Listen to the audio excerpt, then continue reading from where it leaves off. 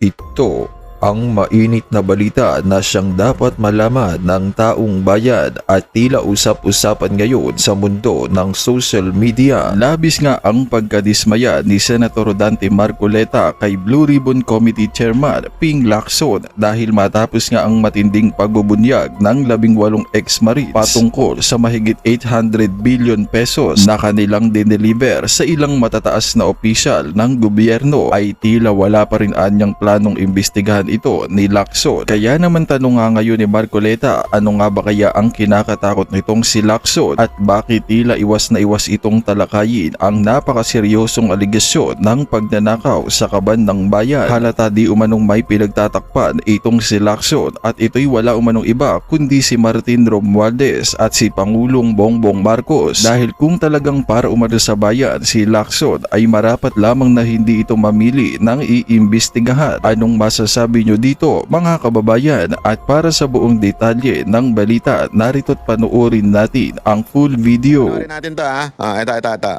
Gentleman from Cavite. Yan na. You're recognized. What is the Thank you, pleasure? Mr. President. Seeking the floor. Unang-una, ako po yung nagtataka Ginoong Pangulo. Bakit?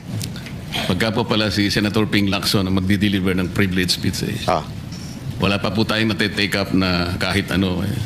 Siya pala ay masyadong special dito sa Nako, chamber natin. special Kasi po, pala. Pagka kami, lalong-lalo na ako, minsan patatapusin na lahat muna. Aabot po ng halos alas 7 hanggang alas 8 ng gabi. Kaya kung minsan po, pag ako nagdi-deliver ng speech, wala na si Senator Lacson. Ganun po. Ako, Senator Marcoleta, more than that. Bakit pinalilate ka? Hindi dahil para umalis na si Lacson, hindi. Kasi yung media may hinahabol silang oras para lumabas sa kanilang primetime news hanggang alas 4. Yung mga lalabas na ng gabi, hindi na mababalita masyado yun. Tapos ang mangyayari nun, mapapanis na yung balita, hindi ka na mababalita yung privilege speech mo o yung iyong interpolation o whatsoever na mangyayari dyan sa Senado. Pagkatapos ng alas 4. Kasi alas 4 kailangan na nilang isagmit mga 4 o 5, ganun. Kung alas 7 ka pa, wala na. Hindi na nila maisasagmit yan. So hindi ka na nila mababalita. Wala naman silang pakialam. Sino ka ba? Ikaw ang lumaban sa ABS-CBN nun. Kami, kampi-kampi kaming mga media. Ikaw ang isa sang salarin kung bakit nawala ang prangkisa ng ABS-CBN. So hindi ka favorite ng mga media. Gago! Kaya kahit sa alas 7 ka na magsimula, mas gusto namin yan para hindi ka na namin balita. Yan ang katotohanan dyan. Pero si Lacson, matik yan. Unang-una yan. Para mababalita yan sa tanghali, balitang tanghali, afternoon delight, at the same time doon sa primetime news. Para maraming balita sa kanya. Pag si Lacson. Ikaw, tabi. Alas 7 ka na para hindi ka namin mabalita. Yan ang dahilan sa tingin ko kung bakit sinasadyang alas 7 ka na. Pero si Lacson, wala pa yung topic. Simula na, siya na kaagad. Saka-importante. Majority Leader, I think you should answer that particular Yes, Mr. President, statement. yung privilege speeches, alam mo, 2 linggo na lang po naiwan with due respect to Senator Marcoleta. Talagang tinutulak natin yung legislation. Una, yung privilege speeches, we put always, and it's been a practice in the past, in the tail end of the discussions, because the privilege speeches can take up a lot of time. Yung nangyari po kasi kahapon, sa speech ni Senator Marcoleta, with due respect to the two sides, binanggit po niya yung pangalan ni Senator Lacson. So, it is obvious that Senator Lacson would like to respond. So, usually when it is personal and collective privilege, especially when they're trying to defend themselves, kasi gusto mong i-defend sana ng sarili mo, binibigyan po natin ng pagkakataon ang senador na tumayo at any given point in time. Kaya kung sinabi din po sa akin ni Senator Marcoleta kahapon na ito po ay personal and collective dahil galit ako kay Senator Lacson, ginawa kong agad-agad. Pero hindi po niya kwento sa akin ano yung purpose ng kanyang speech. Kaya nung ninapitan niya po ako first speech, binabigyan po natin Senator Tulfo muna. Pagkatapos si Senator Tulfo, Senator Marcoleta naman po. Pero yung laman po ng speech ni Senator Marcoleta ay binabanatan isang membro ng Senado. Obviously, that member of the Senate will stand and defend themselves. We have to give them priority. It goes for any member of the Senate, Mr. President. We will give that privilege to any member of the Senate. Thank you. All right, thank you. Sir President, ang sinasabi ko lamang po ay ngayon ko lang po na nakita ang ganitong special treatment. Hindi ko naman sinasabi, Mr. President, na lahat ay ganito. Kasi po yung kauna-una, yung una pa po bago ito, Mr. President, naalala ko, tinapos muna lahat po ng bisita, pati po yung mga galing sa Southeast Asian Games. At kahuli-hulian nga po, inabot po ako ng alas 8 ng gabi. Yun lamang po. Ngunit gusto ko pong makapagtanong sana sa ating ginagalang na Senador Ping Lacson kung siya po ay papayag. My pleasure, Mr. President. Hindi ko po alam, Sir President, Your Honor, kung paano ko, saan ako mag-uumpisa sapagkat hindi ako ang subject matter ng aking diniliver na privilege speech kahapon. Kaya kung sagutin at iisa-isahin sa inyo, ngunit ang nangyari, parang ad hominem ang nangyari. Sa akin po, natutukoy lahat ang inyong privilege speech ngayon, samantalang ang inaasahan ko ay sasagutin nyo yung privilege speech kahapon. Kasi kung ganun pong mangyayari, Mr. President, malilihis na naman po tayo sa inaasahan ng ating mga mamamayan. Dito lilitaw ngayon ang nauna pong mga patakarang nakita ko sapagkat kailanman hindi natin makakalimutan at huwag nating kalimutan na talaga pong nilimas po ang kabangbayan. Yun po yung gusto nating pag-usapan dito. Nako. Kung sasagutin ko po ng isa-isa ang ibinibintang po ninyo sa akin, Nako.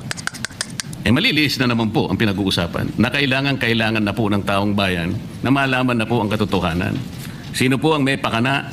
Sino po ang mga mastermind sa nangyaring nakawan sa ating kabangbayan? Ito po ay hindi pangkaraniwang pagnanakawan, Ginoong Pangulo. Yun po ba ang gusto niyong mangyari, Ginoong Ping Lacson? Negative po. Sigurado hindi po yun. Bakit Kayo po? po naglilist. Sino pa po nagsimula nito? Nung Bakit una pong po? privilege speech ninyo, hindi ko na sinagot kasi ayoko magkagulo. Pero enough is enough. Kahapon, nanonood ako sa aking opisina, gusto kong bumaba, kaya lang malalim na ang gabi at ayoko maabala yung trabaho sa Senado. Kaya nagsabi ako sa ating Senate President at ito'y na-manifest siya kahapon, narinig ko, na I was told na sasagot ako ngayong araw na ito. Wala pong gustong maglihis sa usaping flood control. Ako nga po, very passionate po ako dyan, mulat sa pool. Wala po po kayo. Parang hindi. Ako po'y talaga lumalaban sa korupsyon. Ako parang hindi. Gago! Very passionate ka? Pili lang yung mga witness na iniimbitahan mo? Gago! Yung mga ex na sundalo, yung Brave 18, ayaw mong imbitahan dyan at pinag-isipan mo kagad na malabo, hindi totoo yung mga sinasabi, kinontra mo kaagad. Tapos passionate ka dyan. Gago! Sino niloko mo? Lacson? Sino pinagluloko mo? Pag nga tayo, pag nga kami, kitang-kita namin. Pagdating sa national budget, pagdating sa lahat ng usapin, hindi nyo po matatawaran. Ay, matatawaran Ang aking namin. hangarin. Hindi, wag kang ganun. Matatawaran namin. Kitang-kita namin. Oh. Kitang-kita namin na yung ginagawa mo dyan sa yung dalawang witness na nakatakip na ikaw ang sumasagot. Oh. Tapos pagkat napupunta na kay Romualdez, para bagang dinidiscredit mo na tulad ni Diskaya. At tapos nagiging bayani yung mga katulad nila Bernardo. Yung mga congressman, hindi mo malang inimbitahan. Sila yung mga contractor na congressman. Itong mga security aid ni Zaldico, hindi mo nga inimbitahan. Pinagdudaan mo na kagad, naglabas ka ng kaliwat ka ng statement na kesyo imposible, malabo. Bago mo muna sana inimbestiga, bago mo sana sinabi yan, inimbestiga mo muna. Maituwid ang lahat ng katiwalian dito sa ating bansa dahil hindi po tayo muusad. Pero enough is enough. Patuloy po kayo sa pag-atake sa akin. Balikan niyo po, iiyak. res ipsa Huwag kang iiyak. Iiyak ka na eh. Walang iyakan, debate lang. Ikaw naman locutor. Andyan po lahat eh. Wala po ko inimbento. Salita niyo po lahat yan eh. Sabi niyo, iniinsulto ko kayo. Sagutin niyo po. Totoo po ba o hindi yung ating napanood sa mga video? Totoo po ba o hindi yung aking mga binanggit? Tapos na po kayo. Tapos na po. Kasi po ganito May I suggest that the two gentlemen address the chair instead of addressing each other. Sorry, Mr. Tapos na po ba kayo? Tapos na. Ayos Yan ang mga gusto kong bitawan. President. Pagpaumanhin po ninyo, Ginoong Pangulo, ngunit nakakalimutan po ng ating Senator Ping Lacson na siya po ang nagumpisa sa ngayon lang eh. Ako rin po ay defensor ni Diskaya. Palagi niyang ipinipilit yun. Hindi niya makalimutan ang sinabi ko na nung ako po ay nasa Blue Ribbon Committee, tungkulin ko po kasi na ipaglaban ang sino man, witness man siya, resource person, siya po ang kauna-unahan na nag-apply ng Witness Protection Program. Sa aking palagay po, nung panahon na yon, ay kakailanganin namin siya sapagkat mga pangalang malalaki ang dapat na makuha natin. Hindi naman siya, ang ibig ko sabihin, si Diskaya po ang mismong nagbigay po ng kanyang kagustuhan. Nung una po, Mr. President, ayaw ko nga maniwala sa kanya. Kaya sinabi ko sa kanya, gumawa ka ng sulat, kahit sulat kamay, para sa ganun, walang masabi ang iba na parang ako pang nag-initiate sa'yo dahil hindi kita kakilala. Kailangan malaman muna natin kung ano ang laman ng iyong testimony. At kailangan ma-determine natin kung talagang meron kang may kukontribute na mga pangalan. Kasi importante na lumitaw ang mga pangalan ng mga taong talagang utak ng pagnanakaw na ito. Yun po ang pinag-umpisahan nun eh. Dahil mabigat ang kanyang gagawin, Mr. President, nakita ko sa kanyang pagkagustuhan na siya sumailalim sa Witness Protection Program. Kinilala ko naman yun, Mr. President. Malalagay nga sa alanganin ng buhay niya. Yun po naman yung nakalagay sa batas eh. Bakit ngayon aakusahan ako na ako pa ang nagdidepensa sa kanya? Nandun naman po sa batas eh. Kaya nga po nang ipilit po ng ating DOJ Secretary na pinipilit niya magkaroon ng restitution, sinabi ko huwag mong gagawin yan. Wala naman sa batas yan eh. Ipipilit ninyo sa pamagitan ng memorandum ninyo na kahit wala sa batas para siya maging katanggap-tanggap na Witness Protection Program witness, ay gagawin ninyong mag-restitute siya. Wala po sa batas yun, Mr. President. Yun po yung nilalaban ko. Kung napagkamalan niya na dinidepensahan ko, hindi po pwede yung ganun, Mr. President.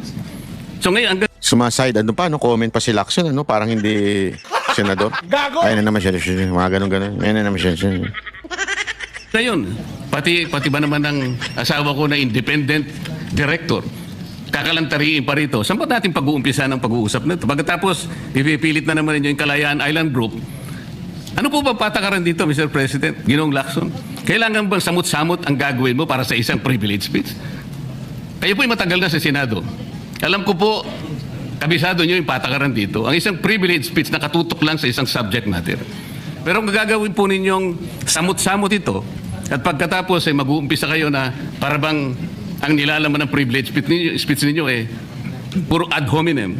Wala po tayong matatapos dito.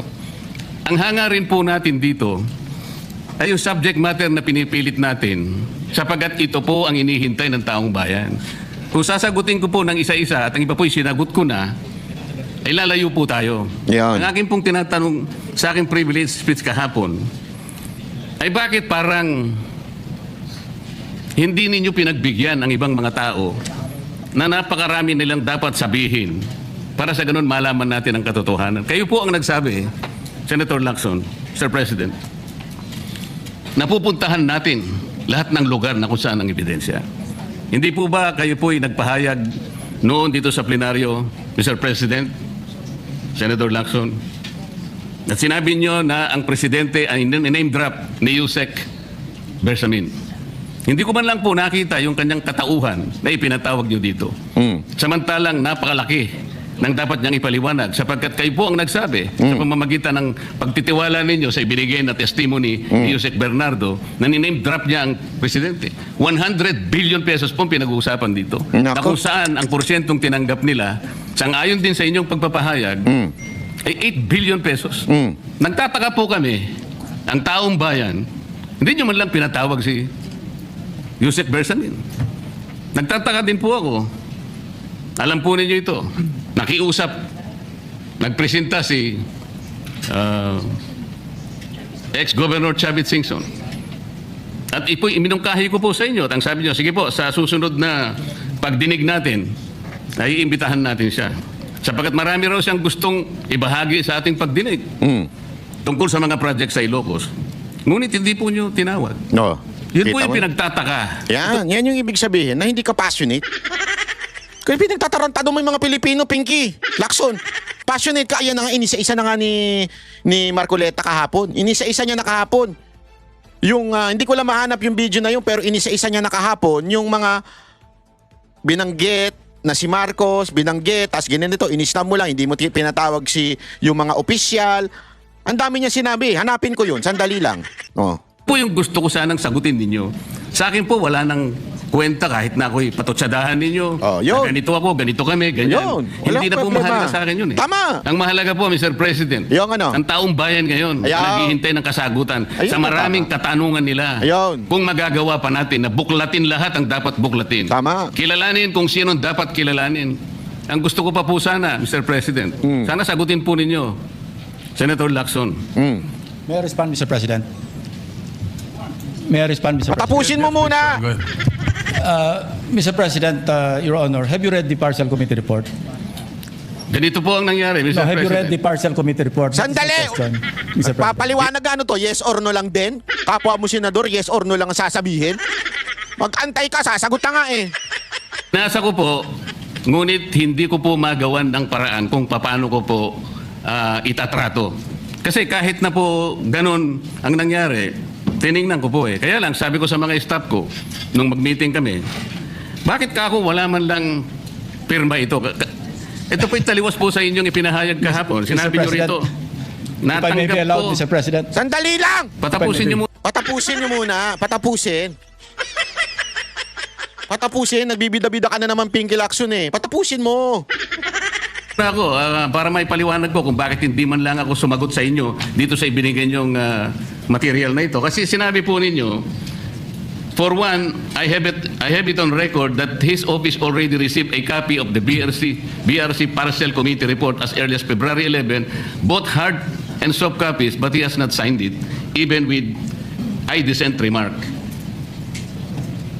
It follows that as chairman, I was first to sign before routing the same contrary to his claim that I did not. Kahapon lang po namin nakita ito, Mr. President.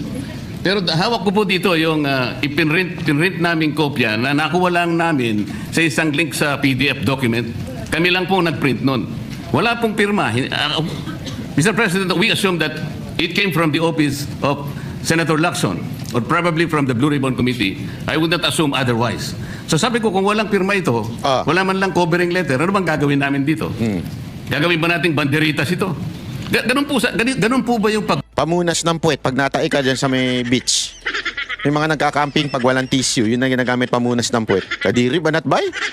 bibigay ng isang importanteng dokumento? Kung inaakala po yung importante ito, bakit wala naman pong pirma man lang? Sa akin So, palagay, hindi po ganon ang pagtrato sa amin bilang miyembro ng Blue Ribbon Committee. Dapat man lang sana, kahit na initial nyo lang po at meron siguro kayong instruction doon, anong gagawin namin dito? Now, before Senator Ayan na. Lacson responds, will you... Ayun, to the rescue na yung boyfriend ni Lacson. O si Soto. O, linawin ko lang uli ha, pag sinabi kong boyfriend, hindi yung jowa ha. Boyfriend, kaibigan na lalaki. O, matalik na kaibigan ng lalaki. Kaya nga, boy, tapos kaibigan. Hindi jowa ah. Kasi pagka jowa, tatawagin kong jowa yan. Pero hindi jowa, boyfriend. Yung boyfriend ni Lacson, to the rescue. Oh. answer the question? Did you read it or not? That was the question. Yes, Mr. President. You read it? Okay, Senator Lacson, go ahead. Yes, Mr. President. I mentioned it in my privilege speech. Binigyan po natin ng tigitigis ang kopya na may watermark ng kanilang opisina. Una, nagkaroon po tayo ng isang masamang experience na nag-leak yung nauna ng ni-route na committee report. So naisip namin, para matunto natin kung saan opisina manggagaling ang leak, bigyan natin ng tigitigis ang kopya. Hindi po talaga pipirmahan nyo kasi advance copy po yun eh. Nasabihan po namin ng kanilang mga staff na kapag ready na sila na pumirma at nabasa nila, hudyatan nila kami, ipapadala namin yung physical or yung hard copy. Nandun po yung signature page, nakapirma po ako doon. Hindi ko po pwede ikalat yun nang wala akong pirma kasi ako yung chairman. Hindi niyo po narinig yung aking paliwanag sa aking privilege speech na talagang walang pirma yung aming ikinalat sa bawat miyembro. Bakit? Dahil yon para lang mapabilis kasi 400 pages po. Alam ko magtatagal mabasa. So para simultaneously, isipin niyo po Mr. President, kung isang kopya lamang yon na aking igagala sa 17 o 20 miyembro ng Blue Ribbon Committee, isang taon po baka hindi pa tapos mabasa. So gumawa kami ng nag-devise po kami ng isang pamamaraan para simultaneously, sabay-sabay nila mabasa with the advice to their staff na kapag nabasa na at ready ng pumirma, sabihan kami, dadali namin yung kopya na mayroong signature page at sa kanila pipirmahan. Katunayan kahapon po, si Senator Bam Aquino, binigyan namin sa kanya yung may signature page at pumirma siya. Hindi po matatapos kung yung 467 yata na pages, iisa-isahin namin iikot. Mahirap po. Gumawa na nga kami ng paraan para Ano mahirap dun? matakip. Anong mahirap dun? Meron namang mga staff yung mga yan. May mga abogado naman yung mga... Kaya nga may budget ang mga senador eh. Para magkaroon sila ng mga lawyer na popokus sa mga ganyan eh. Alam mo, aminin na natin. Hindi naman lahat ng mga binabasa yan ng mga senador. Yung kanilang mga consultant na lawyer, yan ang nagbabasa. Is ipapaliwanag na lang kung ano yung laman nun. Sa dami ng ginagawa din ng isang senador. Ito naglulukuhan pa tayo eh. Tapos sasabihin, mahirap kasi pagka kaya wala mo ng pirma eh. Kaya sinabay-sabay na namin eh. Sus! Yung mga palusot ng ng mga nito ni Lacson, akala niya nakakaloko siya, no? Akala niya nakakaloko siya. Eh, sus, naku naman. Nasa floor, mai-defend ko at makapag forward tayo na tulad ng binanggit ko sa aking privilege speech, simula na tayo uli ng mga panibagong pagdinig. Ngayon, sinabi po ni Senator Marcoleta na bakit hindi inimbitahan si Undersecretary Bersamin. Kaya ko po tinanong, kung nabasa niya na yung report, kung meron po siya may ipakita sa akin doon sa committee report o doon sa TSN, doon sa minutes ng pagdinig na nabanggit ang pangalan ni Undersecretary Bersamin. Bukas na bukas din po, o bigyan natin 3-day notice rule. Tatawag po ako ng pagdinig, ipapatawag natin na kung saan si Undersecretary Bernardo gumawa ng personal na sulat kay Pangulong Bongbong Marcos. At sinasabi niya doon na ito yung mga personalidad na alam niya, na naalala niya na mayroong allocable at kung ano-ano pa. Wala po sa Blue Ribbon Committee minutes yun. Sa labas po yan sa plenaryo, sa DBCC, sa National Budget Deliberation.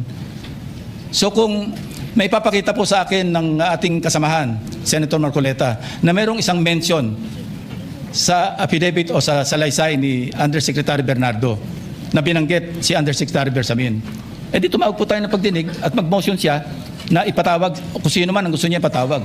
Ngayon, si Governor Chavit Singson, wala naman pong paliwanag. Ano po yung itetestify? Konektado po ba sa issue at hand, which is the flood control projects? Kung konektado po, sana sumulat po siya sa chairman. Ang dami niya nang nilabas sa social media eh. Kasi ayaw niyo siyang entertainin, tapos sasabihin niyo, konektado po ba? Di ba sinabi niya na nga yung Ilocos Norte, ang daming ghost flood control, tapos sasabihin ninyo, konektado ba yan pag-uusapan ni Wow! Wow! Gago! At sinabi niya, ito yung lalamanin ng itetestify o ito yung naka-attach yung draft affidavit ni Governor Chavit Singson. Sino nun ako para tumanggi na ipatawag kung sino man yung resource person? Nagpadala nga siya ng surprise witness, wala nakakaalam eh. Hindi ko po inawat eh. Mr. President. No, sandali po, hindi pa ako tapos. Alam mo ba't di mo inawat? Hindi mo kasi expected yon, yung surprise witness na yon. Kaya nung mga pangalawa, pangatlo na pagdinig, ikaw ay naging maingat na sobra. Remember, kakapalit pa lang ng Blue Ribbon Committee head noon at that time. Dating si Marcoleta, tapos si Lacson. Tapos, naglabas siya ng surprise witness. After noon, maingat na kayo sa lahat ng magagawing hakbang. Kontrolado nyo na yung Blue Ribbon. Ewan ko kung napagalitan ba kayo ni Romualdez. Kung baka napagalitan kayo ni Marcos. Kasi yung surprise witness, patungo na kay Marcos. At nung hinanap kong pilit, pinagtanong ko yung mga addresses, lahat ng mga kakilala ni Gutesa. At inalam po namin sa pamamagitan ng CCTV footage, baka naman merong sumalubong o merong kasama na pwede natin matunton kung nasan si Gutesa. Ganun po kasi ang aking pagnanais na talagang get to the bottom of this issue. Pero bigla po nawala eh. Ano po magagawa ko? Mr. President, wala nga pong nakasulat doon sa transcript tungkol nga po doon sa binanggit niya sa plenary na pangalang Adrian Bersamin. Paano nga pong mababanggit doon, Mr. President? Hindi nga niya pinatawag eh. Samantalang dapat niyang ipatawag, siya mismo ang nag-highlight. Isipin po ninyo, nagawa po ni Senator Lacson na isama sa plenary debates ng ating 2026 budget. Ganun ka-importante ang bahagi na yon, Mr. President. Hindi ba dapat ipinahayag mo yun eh? Malaking bagay yun. Ibinulgar mo pa nga eh. There are 2 public officials I will reveal this morning. May paganon-ganon pa yun, Bakit hindi mo pinatawag? Yung pinatawag mo yun, Tapos malinaw ang na usapan. malinaw, nalagay sana sa transcript. Ganun lang naman ang ibig sabihin eh. Sa mga tweet, iniwasan po, Mr. President, Ayaw. para hindi malagay sa transcript. Tama. Pagkatapos ikakatwiran po ninyo.